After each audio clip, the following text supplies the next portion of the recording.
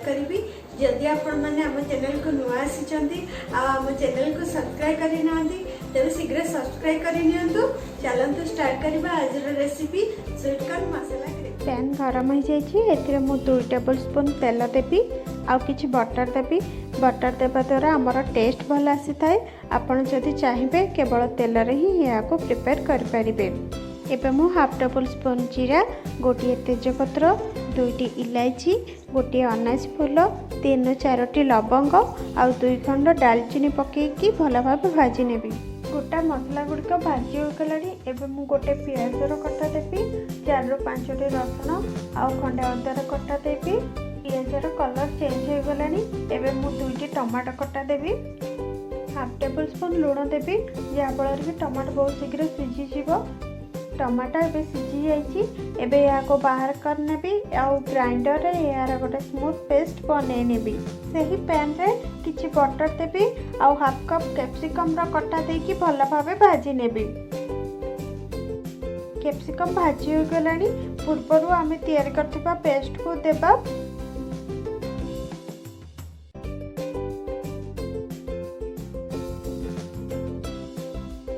मु किछि हल्दी गुंड आउ किछि लंका गुंड दे भल भावे मसला को कषि नेबी।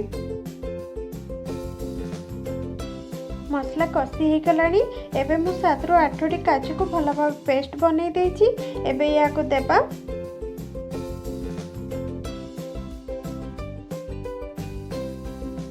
एबे मु किछि पानी ऐड करबी। आपन को जेतिकी पतला ग्रेवी दरकार से अनुसार आपन पानी ऐड करिवे। एबे स्वाद अनुसार लुण देवी, हाफ टेबल स्पून जीरा गुंड आउ हाफ टेबल स्पून धनिया गुंड देवी।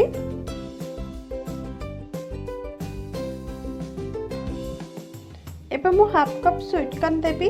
ए कॉर्न गुड़ी को मु आगरू लुण हलदी दे अल्प सिझे देछि। एबे या को घोड़े देबा आ 5 मिनट सिझिबा को देबा। 5 मिनट हो गलानी। एबे बाहर करबा। आम तरकारी पूरा पूरी रेडी हो जाइछि। एबे किछि आमे किचन किंग मसला देबा। किछि कस्तूरी मेथी देबा। कस्तूरी मेथी भल फ्लेवर आनी थाए। आपण चाहिले या को स्किप करि पारंती। एबे एथिरे किछि धनिया पत्र देबा। हमर तरकारी एथरा रेडी हो जाइछि। एथरा मु या को सर्व करबी। देखंतो मु या को सर्व करि देछि।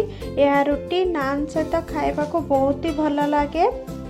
एई रेसिपी आपण माने निश्चय घरे ट्राई करंतु। केमती लागले हमको कमेंट कर